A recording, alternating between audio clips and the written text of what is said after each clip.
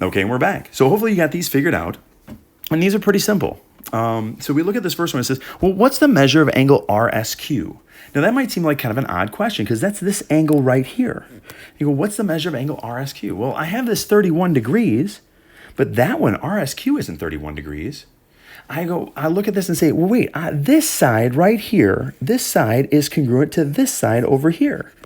So if those two sides are congruent, then these two angles are congruent. 31 would have to be over here. And so I could figure out, I've got a lot of drawing going on this one, I could figure out what this whole angle is up top here, right here. Because I know that the three angles inside any triangle have to add up to be 180. Okay, so this is one way to do the problem. So I would know that 31 plus 31 plus whatever that other angle is has got to add up to be 180. And 31 plus 31 is 62. Plus x has got to be equal to 180. Subtract the 62, and x has got to be equal to 118. And so that means that this whole angle right here is 118. But I just want RSQ, which is this part, which is half of it. So I got to take 118 and cut it in half, and that would give me 59 degrees. All right. Now, there was another way to do it. The other way to do it was to use kind of a little bit more of the properties we've talked about.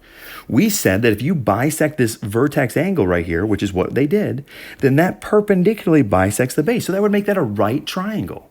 So then I would have a 31 degree angle, a 90 degree angle, and some other angle. And that's what would be going on in this one. I'd have a 31, a 90, and some other angle. So I could do it that way too. I could say 31 degrees plus 90 degrees plus whatever this other angle is, all have to add up to be 180.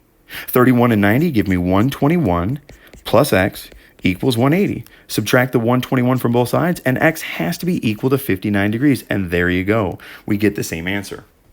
Okay, and lastly, this part is really simple. What's the measure of PR? What's the length of PR? Well, PR is this side that runs all the way here. Okay, well, if this part right over here is 4, remember that thing got perpendicularly bisect. So this part right here is 4. So the whole thing has got to be 8. Hopefully you got that. All right, we're almost done. Okay, so here we go. We're going to talk about equilateral triangles right now. And so we've got our last if-then statement, okay? And so we're going to make this, we're going to say this is an equilateral triangle, meaning all of the sides are congruent. And so what we're going to do is we're going to say if this is the case, if you have an equilateral triangle, then you have an equiangular triangle, okay? If all the sides are congruent, then all of the angles are congruent. And hopefully you can write that out right now. You can say if, draw your triangle, 3 congruent sides, then draw your triangle, 3 congruent angles. If you have an equilateral triangle, then you have an equiangular triangle. Just like if you had 2 congruent sides, you must have 2 congruent angles. If you got 3 congruent sides, you must have 3 congruent angles. And so we can use this at times. And so what we're going to do is we're going to look at this problem right here. This is kind of an odd one, but look at it has this triangle right here, and I want to make sure you see that. This triangle right here is an equilateral triangle. All 3 sides are congruent. This triangle right here, it has 2 congruent sides, but it doesn't have this bottom right there, what is now on the top, is not congruent to the other 2 sides. So that's an isosceles triangle. Okay, they give us a little bit of information in the problem, and they say that angle CBD, the measure of angle CBD, is 130. Well, angle CBD is right here, okay? This angle right here is 130. Well, let's think about that. And so it says, what is the measure of angle BAD right there? What a neat problem. Okay, first of all, if a triangle is equilateral, then it's equiangular. Let's take that a step further. Okay, if all the angles are the same and we know they add up to be 180, we could just divide by 3. 180 divided by 3 is 60 degrees. So that means that this is 60, this is 60, and this is 60. So if we have an equilateral triangle, then we have an equiangular triangle where every angle is 60 degrees. All right? And so then we look at this situation right here. And we say, okay, so that would mean what? Well, that would, let me get rid of some of this extra stuff. That would mean that this angle is 60, this angle is 60, and this angle is 60. But they just told us that this angle right here, that doesn't show up very well. Let's try some other color. Maybe black will show up a little better. They just told us, it's not even showing up that well, that this angle right here is 130.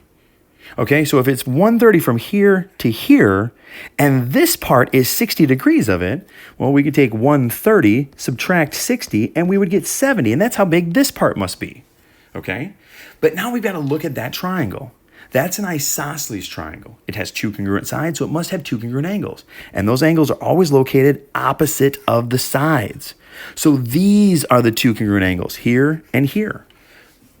So I could call one of those x. And I would know that all three angles have to add up to be 180. So I could say that 70 plus x plus another x would have to equal 180 degrees. So therefore, 70 plus 2x would be equal to 180. Subtract the 70 from both sides, and 2x is equal to 110. Divide both sides by 2, and x has got to be 55 degrees. And then we said, what's the measure of angle BAD? Well, where was BAD? Let's get rid of all this extra. I've got writing all over the place here. BAD was this angle right here. And that's the one that's 55 degrees. That one and this one right here is 55 degrees. And this one would be 70. 70, 55, and 55 adds up to be 180.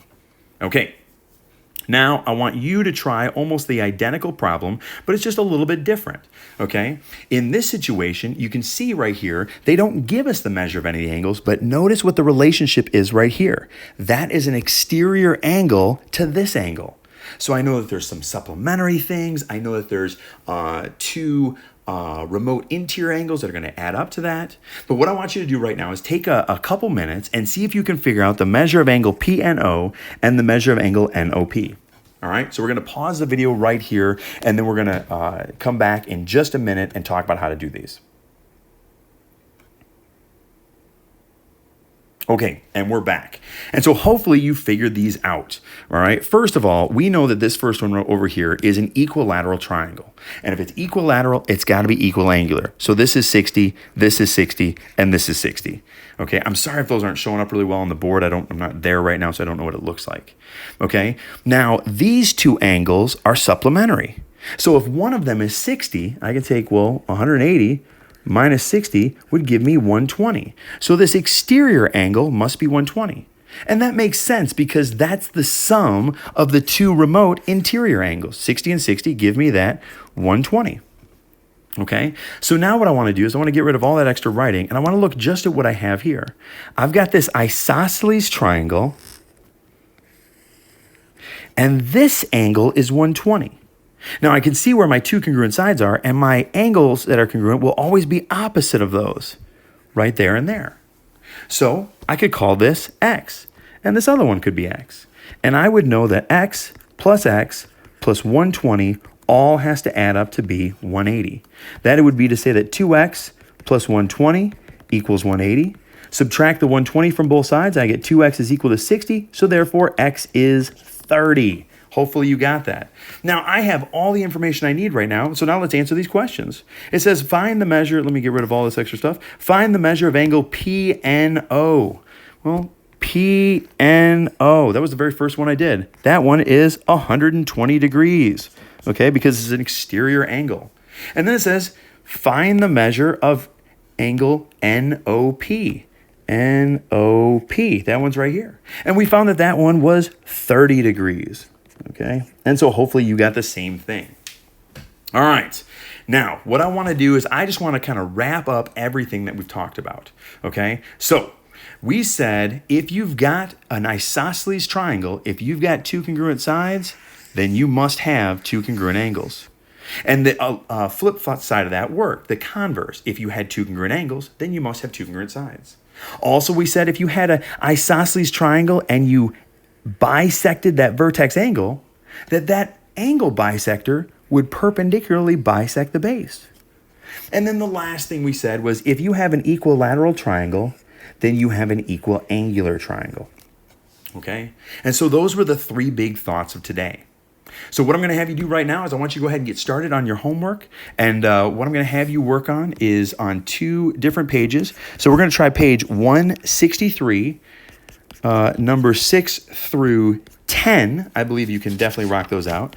And then on page 164, we're going to do numbers, let's see here, We're going to keep this simple, and we're going to go 18 to 23. All right. The next time I see you, you need to have those for me. I hope you all have a great day and enjoy your day. Thanks.